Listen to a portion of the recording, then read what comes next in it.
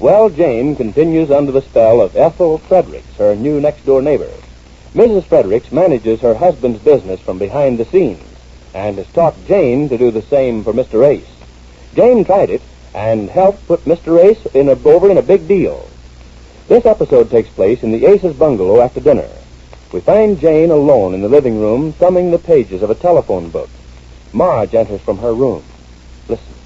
Jane, what have you been saying to Laura while she's in tears? I don't care. A person can stand just so much and not a step further. I've told her once and again to stop serving the dinners like that, but I might as well be talking to a deaf wall. Well, tonight was the last word. If she can't remember not to serve the salad till after the meat course, I'll find somebody that can. But we like our salad with our meat course. I know you do. I know I do, but it's not being done, Marge. Not being done by whom? What do we three care what's being done? It's not we three. It's when I start entertaining strangers here. I can't have Laura making a mess of things. Oh, what strangers? Anybody. Customers from the office. Customers? Yes, like that Mr. Tumley last week. Now, nonsense. Mr. Tumley enjoyed that dinner from start to finish. But I didn't. How could I with Laura serving the way she does? My mind's made up, Marge. You can't fire Laura. She's been here since... Fire Laura? Who's firing anybody? Well, what are you looking for in that phone book? I'm going to hire a butler. You're what? Now, Marge, take it easy. Just relax now because my mind's made up. A butler? You? What's the matter with a butler, and what's the matter with me? Oh, one at a time, Jane. Well, we'll take the butler first. All right, we'll take him first. If your husband finds out you're even thinking of hiring a butler, well... Marge, husbands never know what's best for them. It's a wife's place to supply the atmosphere of congeniality to help the husband when he brings his business affairs to the home.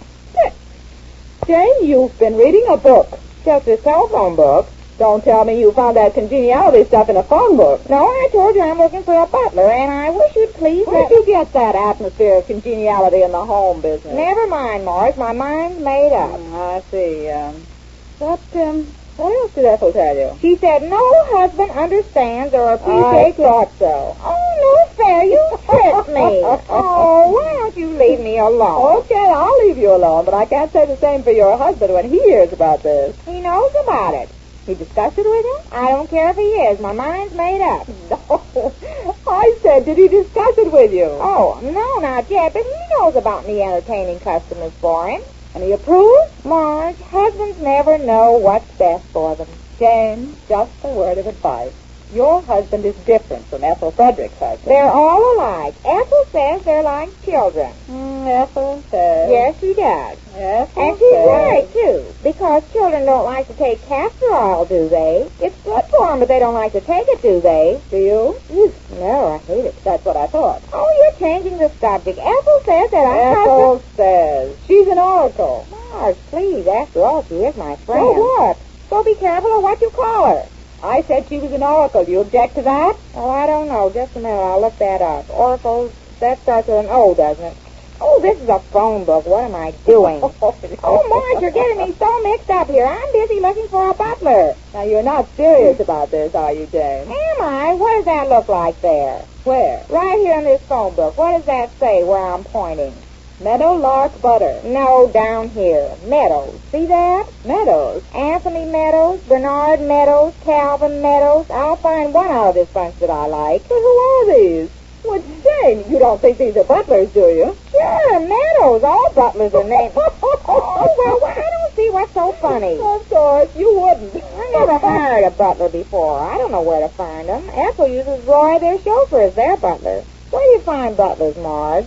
In the movies, mostly. Oh, yes, I know, but I can't go way out to hire... movies? Oh, no. I mean, where do you look up to hire one? I wouldn't know, Jane. That is one of the many things Ethel must know. Oh, all right. I'll ask her then. No? Yes, now. No sooner said the better. I'm going to get this over with now. Jane, where's that book I started the other night? I don't know, dear. I'm busy now. I'll be back pretty soon. Where are you going? Next door to see Ethel. What about? I'll tell you later. What?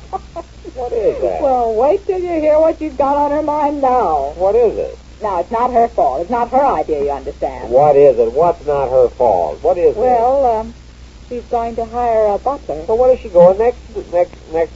Hire a butler, Jane? Well, what's the matter with the butler, and what's the matter with Jane? Well, we'll take Jane first. I know what's the matter with her. It's Ethel. No. It certainly is, because Ethel's husband paid me a visit at the office the other morning. He broke down and told me just how henpecked he is. Oh, Baxter did? Really? Yes, he came to warn me to stop Jane from butting into my business affairs.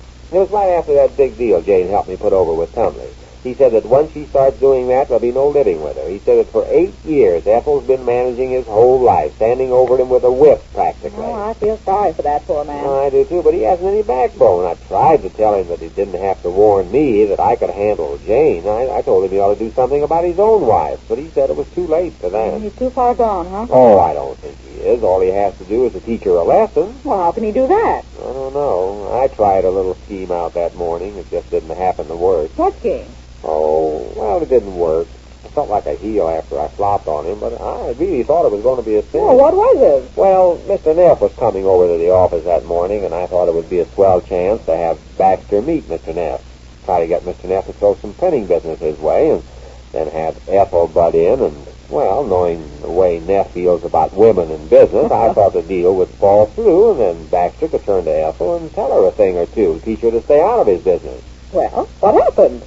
Well, Neff fell for that woman's line and went out to lunch with her and Jane. What? That's what happened. And didn't that give him the printing job? Well, he says he might. Anyhow, I know Baxter is right back where he started as far as he and Ethel are concerned. And it looks like you're going to be in the same boat if you don't put a stop to the sudden attachment Jane has for Ethel. Oh, yes, getting back to that butler thing, she's not serious about this, is she? Isn't she, though? Oh, here she is back again. I'll let her in. I'm going to have to take charge down, put a stop to this silly nonsense this woman's been putting in her mind. Right. Oh, hello, Baxter. Come in. I had to come over. I couldn't stand it. Couldn't stand what? Hello, Baxter. Oh, good evening, Marge. I didn't know you were here, too. Oh, now, don't mind me. I'm one of the family. What's the matter, fellow? What's going on over there that you say you couldn't stand? You know what she's doing now?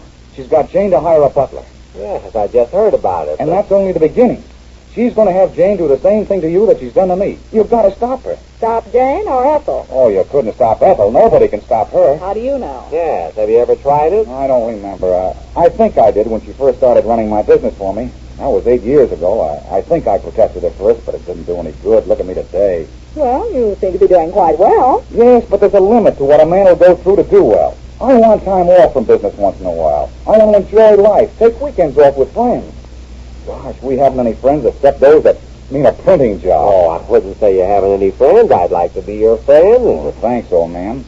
But don't you see, she's even used you to get acquainted with your partner, Mr. Neff. What? And now she's starting Jane off to do the same thing to you that she's done to me. Well, I don't think Jane will be quite as bad. Oh, you mustn't say that. It's just that attitude that got me in the fix I'm in. I thought it would blow over, too. This fix you're in, well, there may be some way to get you out of it. No, not me. Don't worry about me. I'm only giving you the benefit of my experience. I know what's going to happen. Well, let's talk about you first, Baxter, if you don't mind my putting my oar in. Oh, I don't mind if you don't let Ethel know I've been talking like this. Oh, of course I wouldn't. Now, as I understand it, Ethel makes a big play for the men she thinks might mean a big printing order for you. Is that right? That's the idea, all right. Well, Baxter, how does this strike you? I'm in the market for some printing. What'd you say, Morris? I say we need some printing for our fourth bridge office. Oh, yes, that business you have.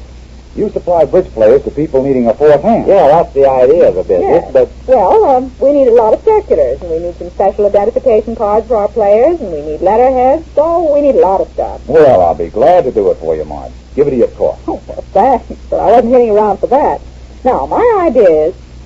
the more I think of this, the better I like it. Well, what is it? What are you driving Well, now, at? it's quite simple. I'm a prospective customer. If Ethel can entertain the men that do business with Baxter, why not Baxter entertain for a lady who might be interested in placing some business with him? What? Hey, that's... Oh, I like that. Good work, Morris. Oh, but wait a minute. I couldn't. You couldn't what? Take me to dinner, for instance? Oh, no. I couldn't do that. Well, what would Ethel say? What difference does it make? Business comes first. Tell her it's business. And I'm going to make it my business to be as obstinate a customer as you've ever had. It's going to take a lot of whining and dining to get me to come to terms. Oh, no. I don't Oh, care. now, Baxter, don't say that. That's not very complimentary to me. Oh, it is. If you weren't as charming as you are, I probably could get away with it. But being as you are, Marge... Am I blushing, or is it getting warm in You here? are blushing. Look. Baxter, this is a way out. This will give her something to worry about. What's sauce for the goose, you know. Very good, Marge. The customer is always trite. Oh, you. I was only trying to bring home my All right, point. now, how about it, Baxter? Give it a chance. 3 or 4 nights out entertaining Marge. That'll give Ethel something to think about. Take her mind off your printing business. Maybe start her worrying about making a home for you. How about it? Gee, it sure sounds good, doesn't it? Then it's a deal? Well, I don't know. It's so sudden. I was afraid of that. Why? Well, think it over, Baxter. If it's a go, let me know. I'll be glad to cooperate. Oh, that must be Jane. Now, don't tell her about this. We'll give her something to think about. Well, I'd like to think this thing over before you... It's very simple, and it has a great chance of working. I forgot my key. Yes, I see you there. Is Baxter here? Ethel wants him to come right straight home. Yes, he's here. Yes, I was just going. Did you and Ethel have a nice visit? Did we? Honestly, she knows everything. Well, as Jane and Ethel carefully plan Mr. Ace's life, Marge and Baxter may make some changes in Ethel's outlook on things. We learn how the plot progresses when next we meet the Easy Aces.